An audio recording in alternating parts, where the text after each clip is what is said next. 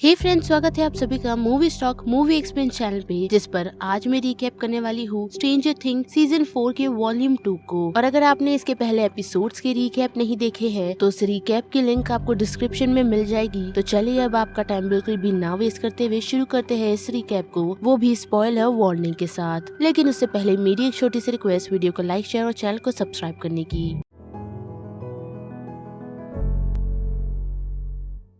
9th episode की शुरुआत हमें 11 की उसी पास से दिखाई जाती है जहाँ पर मिस्टर ब्रैनर आकर उसे यही कह रहे हैं कि तुमने ये क्या किया। जिसके बाद ये सीन सीधा शिफ्ट होता है नैन्सी की तरफ, जिसे भी ये सारा सच पता चल चुका है। लेकिन उसी के साथ वैकना उसे ये बताता है कि आगे वो किस तरह हॉकिंस के साथ साथ पूरे वर्ल्ड पर किस तरह अपना कब्जा जमाएगा, जो चीज वो जाकर 11 को बताने के लिए कहता है। साथ ही हम देख सकते हैं कि सभी लोग नैन्सी को उस सिचुएशन से निकालने के लिए के लिए सॉन्ग ढूंढ रहे हैं, लेकिन नैन्सी उस सॉन्ग के बगैर ही वैकना की वो सारी बातें सुन वहाँ से बाहर आ जाती है। जिसके बाद ये सीन सीधा शिफ्ट होता है रशिया की तरह, जहाँ पर हम देख सकते हैं कि डेमिगॉर्गन उस सेल में बड़े ही आराम से घूम रहा है। जिसके साथ साथ हम देख सकते हैं कि जॉयसी और हॉपर बातचीत में लगे हुए, जिन्हें रोकते हुए मरी यही बताता है कि वो डेमिगॉर्गन काफी सारे रशियन सोल्जर्स को मार रहा है। जिसके साथ साथ उन लोगों को उन्हीं के रूम के सामने एक लैब मिलती है, जिसके अंदर उन लोगों ने काफी सारे डेमिगॉर्गन की बॉडीज के साथ साथ माइंड फ्लेयर को भी संभाल कर रखा है, जिसे देखकर सभी लोग काफी शॉक हो जाते हैं। जिन्हें रोकता हुआ वहाँ पर एंटोनॉव पहुँचता है और यही बताता है कि उसे एक रास्ता मिला है जो ये कंफर्म नहीं करता कि वो लोग इस जेल से बाहर निकल सकते हैं या नहीं, जिस सुरंग में सबसे पहले हॉपर ही जाता है। जिसके बाद ये सीन सीधा शिफ्ट होता है 11 की तरह, जो अपने उस एक्सपेरिमेंट से जग चुकी है। और साथ ही हम देख सकते हैं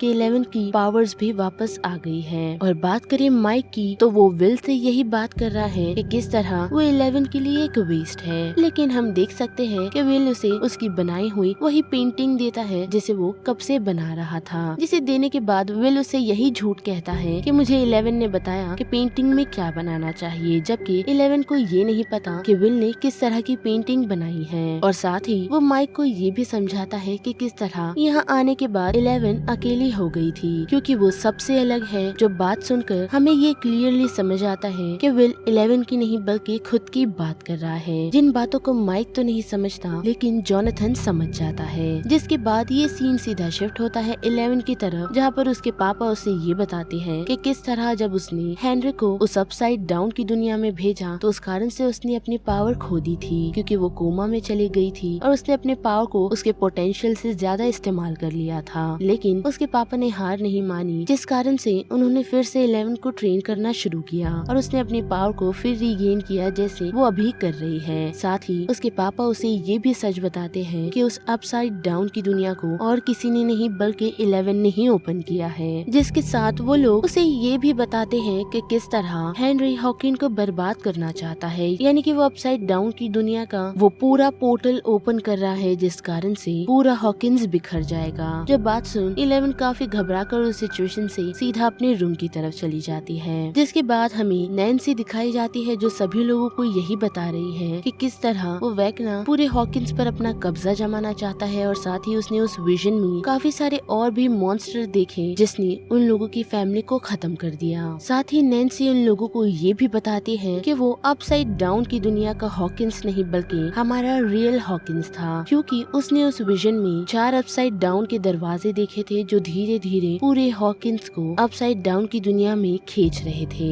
या फिर ऐसा कह सकते हैं कि वो अपसाइड डाउन की दुनिया हॉकिंस पर अपना कब्जा जमा रही थी। लेकिन उसे रोकते हुए मैक्स यही कहती है कि मुझे वो वैकना की घड़ी याद आ रही है, जो सिर्फ 4 बार ही बजती है, यानी कि वैकना उन लोगों को पहले ही इन सारी चीजों का संकेत दे रहा था। जिस बात से उन लोगों को ये भी समझ आता है कि वैकना को सिर्फ एक और शिकार चाहिए, जिस कारण से वो पूरी दुनिया पर अपना कब्जा जमा सकता है, जिससे पूरी दुनिया का अंत हो जाएगा। जिस कारण से मैक्स उठकर जॉयसी को कांटेक्ट करने की कोशिश करती है, लेकिन लगातार 3 दिनों से वो जॉयसी और माइक से कांटेक्ट नहीं कर पा रहे, जिस कारण से नैन्सी और सभी लोग ये डिसाइड करते हैं कि वो लोग खुद अपसाइड डाउन की दुनिया में जाकर वैकना को खत्म करेगी। साथ ही हम देख सकते हैं कि डस्टिन उन लोगों को वैकना की कमजोरी बताता है, यानी कि उसकी पावर्स ठीक 11 की तरह है, तो उसकी कमजोरी भी 11 की ही तरह होगी, जिसमें उन लोगों को सिर्फ ये जानना है कि कब वो अपने शिकार को ढूंढ रहा होगा और उस उसी दौरान वो लोग उस पर अटैक कर सकते हैं, क्योंकि एक वही समय है जब वेक्ना डिफेंसलेस होता है। और वो सारी बातें सुन हम देख सकते हैं कि मैक्स उन लोगों को यही कहती है कि वो अभी भी वेक्ना को फील कर सकती है, जिस कारण से वो वेक्ना के उस चंगुल में फंसेगी और उन लोगों को मैक्स को उस सिचुएशन से बचाना होगा। जो बात खड़े रहकर हम देख सकते हैं 11 भी सुन रही है। जिसके बाद हम देख सकते हैं कि हॉपर और बाकी सभी यूरी को धमकाते हुए वापस अपने स्टेट आने की कोशिश कर रहे हैं। साथ ही हम ये भी देख सकते हैं कि एडी के पास एक प्लान है जिसकी मदद से वो लोग वॉर जोन जाएंगे, जहाँ पर उन लोगों को काफी सारे वेपन्स मिलेंगे, लेकिन वहाँ पहुँचने के लिए उन लोगों को एक गाड़ी की जरूरत पड़ेगी जिसमें सभी लोग जा सके। और हम देख सकते हैं कि एडी एक शख्स की काफी बड़ी वैन चुरा के उस सिचुएशन से वो लोग सीधा वॉर जोन के लिए निकल जाते हैं। जिसके बाद हम 11 को भी देख सकते हैं जो इन सारी बातों को जाकर सैम को बताती है, जो उसे यही अश्योरिटी देता है कि उसके दोस्त सेफ रहेगी। लेकिन हम देख सकते हैं कि 11 उस बातों को नहीं मानती, जिस दौरान वहाँ पर डॉक्टर ब्रेनर आ पहुँचते हैं,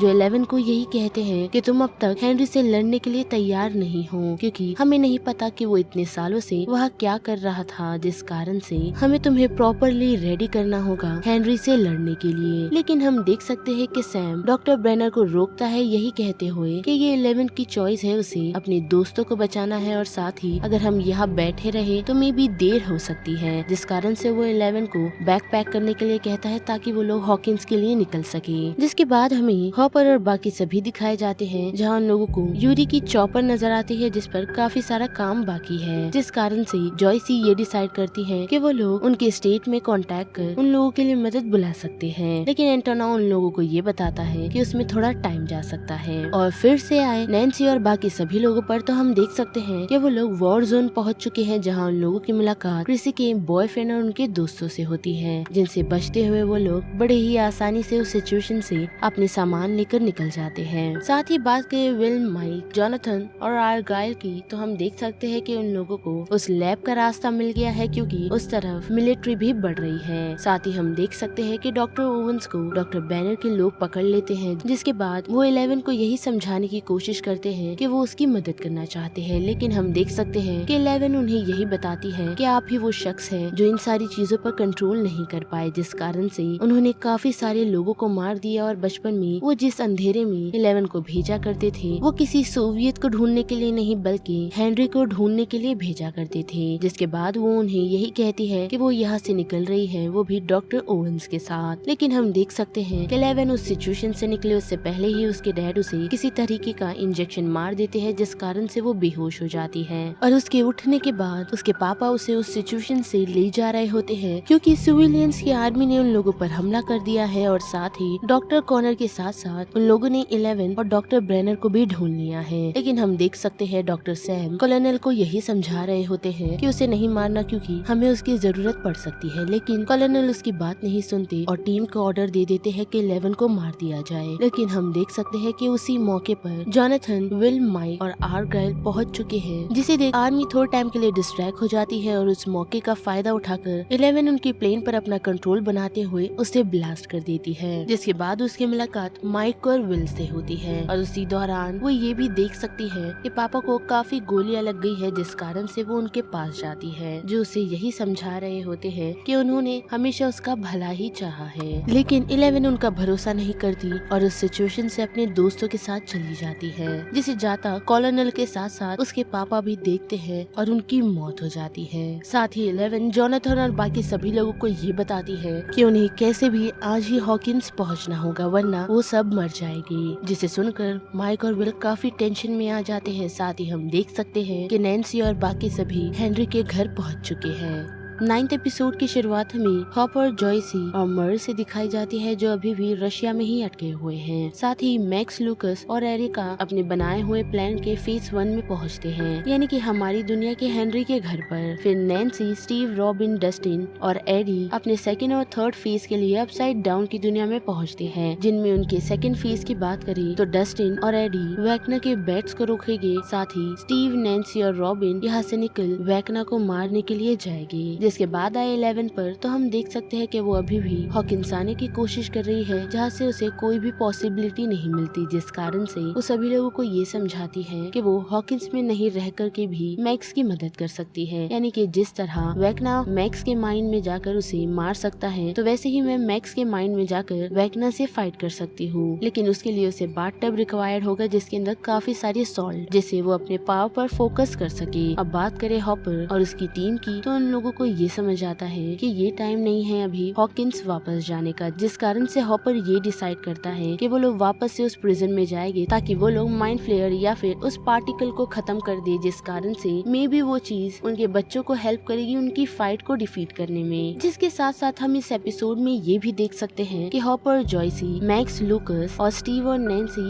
एक दूसरे से बातचीत करते हैं। और फिर से आए आर्किल की तरफ, तो हम देख सकते हैं कि वो सभी लोगों को अपनी वर्क प्लेस में ले आया है, जहाँ पर वो अपने दोस्त को उस सिचुएशन से निकालता है ताकि वो लोग 11 के बताए हुए तरीके से वहाँ पर बाथटब सेटअप कर सके। जिसके बाद हम एंटोनोव को देख सकते हैं जो यूरी को ये समझाने में कामयाब होता है कि वो सभी हमारे वर्ल्ड को बचाने की कोशिश कर रहे हैं। साथ ही मैंने काफी टाइम पहले ये भी सुना था कि तुमने काफी लोगों की मदद की है, और उसकी वो बात सुनकर हम देख सकते हैं कि यूरी सेंटी हो जाता है और उस प्लेन को स्टार्ट करने में कामयाब भी। और फिर से आए मैक्स की तरफ, तो हम देख सकते हैं कि वो वेक्ना को ये अलाउ करती है कि वो उसके माइंड में आ सके, लेकिन जब वो ऐसा नहीं कर रहा होता तो मैक्स उसे ये बताती है कि वो काफी टाइम से यही चाहती थी कि उसका भाई इस जगह से डिसअपियर हो जाए, जिससे उसे छुटकारा मिलेगा। और उसी दौरान हम देख सकते हैं कि 11 का भी सेटअप तैयार हो गया है, जिस कारण से वो मैक्स से कनेक्ट होने की कोशिश करती है, लेकिन वो उसके पास में आ पहुंचती है। लेकिन फिर भी वो अपनी उम्मीद नहीं छोड़ती और मैक्स को ढूंढने लगती है। साथ ही हम देख सकते हैं कि एडी ने सिग्नल मिलने पर वेक्ना की बैट्स को डिस्ट्रैक्ट करना स्टार्ट किया है, वो भी उसके इलेक्ट्रॉनिक गिटार की मदद से, जिसमें उसका साथ और कोई नहीं बल्कि डस्टिन दे रहा है। जिसके बाद फिर से आए मैक्स पे, तो हम देख सकते हैं कि उसके माइंड को वेक्ना ने कंट्रोल कर लिया है, जिस सिचुएशन में उसे बिली नजर आता है, जहाँ हम ये नोटिस कर सकते हैं कि अब मैक्स के पास उस सिचुएशन से निकलने के लिए कोई भी रास्ता नहीं है। साथ ही उसी दौरान हम ये भी देख सकते हैं कि जेसन उस सिचुएशन में पहुंच गया है, जो आकर लूकस को यही समझाता है कि जल्द से जल्द मैक्स को उठाओ वरना मैं तुम्हें शूट कर दूंगा। जिसके बाद हम स्टीव, रॉबिन और नैन्सी को भी देख सकते हैं, जो हेनरी के घर में तो पहुंच चुकी है, लेकिन वहां पहुंचने पर वेक्ना की वेन्स उन लोगों को कैप्चर कर लेती है। साथ ही बात करें हॉपर, जॉयसी और मरी की, तो वो लोग प्रिजन में वापस आ चुके हैं, जहां उन लोगों को ये पता चलता है कि उन डेमिगॉर्गन्स पर उसी ब्लैक पार्टिकल या फिर कह सकते हैं माइंड फ्लेयर ने अपना कब्जा जमा लिया है, जिस कारण से डेमिगॉर्गन ने यहाँ पर मौजूदा सभी लोगों को मार दिया। जिस कारण से हॉपर ये डिसाइड करता है कि वो उन सभी लोगों को डिस्ट्रैक्ट करके एक जगह लेकर आएगा, ताकि वो सभी उस ब्लैक पार्टिकल के साथ साथ उन डेमिगॉर्गन्स को भी खत्म कर सके। और उसी के साथ बात करें एडी और डस्टिन की, तो हम देख सकते हैं कि उन लोगों पर वेक्ना की बैट्स ने हमला कर दिया है, जिस सिचुएशन से वो लोग ट्रेलर में घुस जाते हैं। लेकिन जब उन लोगों से वो सिचुएशन हैंडल नहीं हो पाती, तो डस्टिन एडी को यही कहता है कि हमें इस सिचुएशन से निकलना चाहिए, जैसे कि हमें स्टीव ने कहा था। लेकिन हम देख सकते हैं कि एडी ऐसा नहीं करता, जबकि वो डस्टिन को हमारी दुनिया में भेज देता है और खुद वहाँ पर रुक कर उन बैट्स का सामना करने के लिए चला जाता है। और फिर से आए मैक्स की तरफ, तो हम देख सकते हैं कि जब वेक्ना उसे मारने के लिए उसी की तरफ बढ़ रहा होता है, तो उसी सिचुएशन को संभालते हुए 11 वहाँ पर पहुँच जाती है। जिसके बाद हम देख सकते हैं कि 11 वेक्ना से फाइट करती है, लूकस जेसन से, और एडी की मदद करने के लिए डस्टिन वापस अपसाइड डाउन की दुनिया में आ पहुंचा है। और वेक्ना और 11 की फाइट के दौरान हम देख सकते हैं कि 11 वेक्ना की फाइट को मैच नहीं कर पाती, जिस कारण से हेनरी उसे अपने टेंटिकल से पकड़ लेता है और साथ ही मैक्स को भी उसी टूटी हुई दुनिया में ले आता है। और जब वो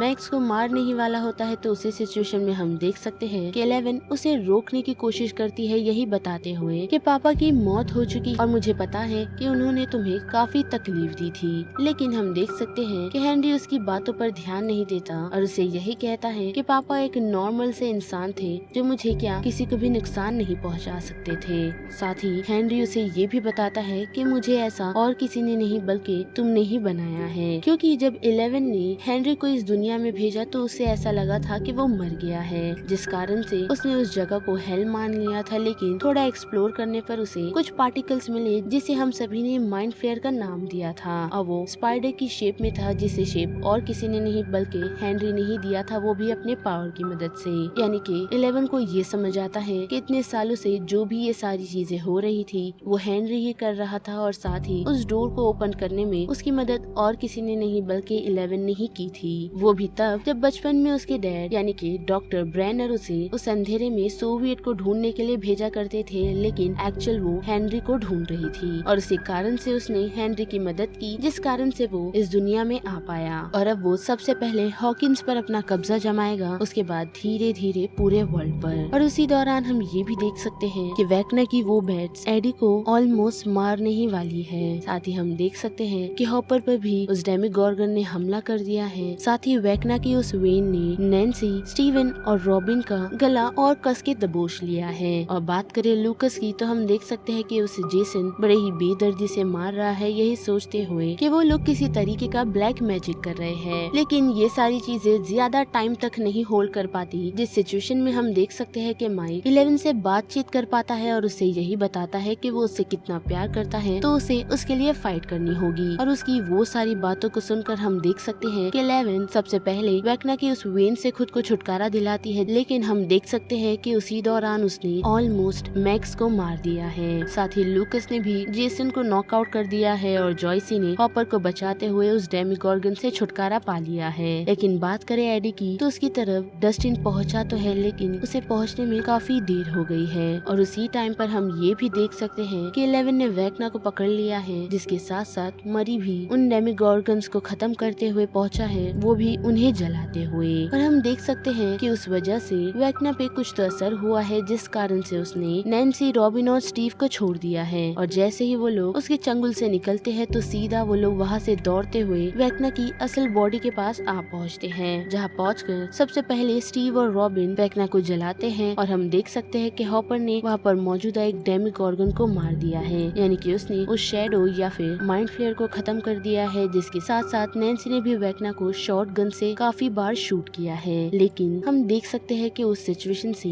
वेक्ना भाग चुका है और काफी सारे वेक्ना की बैट्स के काटने के कारण एडी की मौत हो गई है। और बात करें मैक्स की तो वो उस सिचुएशन से निकल तो आई है, लेकिन हम देख सकते हैं कि वो सारी सिचुएशन से सरवाइव नहीं कर पाती और लूकस के हाथ में ही अपना दम तोड़ देती है, जिसे बैठकर 11 भी देख रही होती है। और उसी के साथ नैन्सी और बाकी सभी वेक्ना की उसी घड़ी की वो चौथी आवाज को सुनते हैं, जिस कारण से हम देख सकते हैं कि हॉकिंस टुकड़ों में बढ़ जाता है। और बात करें 11 की तो वो मैक्स को ऐसा नहीं देख सकती, जिस कारण से वो मैक्स की तरफ पहुंचती है उसे छूते हुए और उसे पहले के सारे विजन दिखा रही होती है, जिस समय उसने उसके साथ काफी अच्छा वक्त गुजारा था। लेकिन हम देख सकते हैं कि यहाँ पर हमें कुछ भी नहीं दिखाया जाता, जिसके बाद ये सीन सीधा कट होता है 2 दिन बाद की तरफ, जहाँ न्यूज में यही बातें चल रही है कि किस तरह हॉकिंस पर काफी हाई मैग्नीट्यूड का अर्थक्वेक आया था, जिस कारण से काफी सारी कैजुअलिटीज है। साथ ही अभी भी सभी लोग उस मर्डर का इल्जाम एडी पर ही डाल रहे हैं और लोगों का ये भी मानना है कि उस अर्थक्वेक के दौरान एडी की मौत हो गई। जिसके बाद हमें विल, माइक, 11, जोनाथन और रार्गिल दिखते हैं जो हॉकिंस में यहाँ पहुँचे हैं, जहाँ पहुँचकर वो लोग अपनी गैंग से रीयूनाइट होते हैं। जिसके बाद वो सभी मिलकर सीधा लूकस से मिलने के लिए हॉस्पिटल की तरफ जाते हैं, जहाँ हमें ये पता चलता है कि मैक्स अभी भी जिंदा है, लेकिन उसकी हालत कुछ ठीक नहीं है। जिसके साथ साथ हम ये भी देख सकते हैं कि मैक्स अब कोमा में जा चुकी है, जिसके उठने का कोई भी चांस डॉक्टर ने नहीं दिया है। लेकिन उसी के साथ लूकस उन सभी को ये भी बताता है कि मैक्स मेरे आंखों के सामने मर गई थी, जिस पर डॉक्टर ने भी बिलीव कर लिया था, लेकिन पता नहीं वो कैसे इन सारी सिचुएशन से सरवाइव कर गई, जिसे वो लोग मिरेकल का ही नाम दे रहे हैं। लेकिन हमें पता है कि इसके पीछे और किसी का नहीं बल्कि 11 का ही हाथ है। साथ ही बात करिए स्टीव, रॉबिन और डस्टिन की तो वो लोग शहर वालों की मदद करने के लिए पहुँचे हैं, जहाँ जाने के बाद हम देख सकते हैं कि रॉबिन की मुलाकात उसकी उसी फ्रेंड से होती है और साथ ही डस्टिन की मुलाकात एडी के अंकल से होती है, जिनके पास जाकर डस्टिन उन्हें यही बताता है कि एडी की उस अर्थक्वेक के कारण मौत हो गई। और फिर हम देख सकते हैं कि 11 और बाकी सभी लोग हॉपर के कैबिन की तरफ आ पहुँचे हैं, जहाँ हम नैन्सी और जोनाथन को भी देख सकते हैं जो अपनी रिलेशनशिप को लेकर अभी भी श्योर नहीं है। साथ ही माइक और विल की बात करें तो विल माइक को यही बताता है कि अभी तक वेक्ना की मौत नहीं हुई, बल्कि वो काफी जख्मी है और वो अभी भी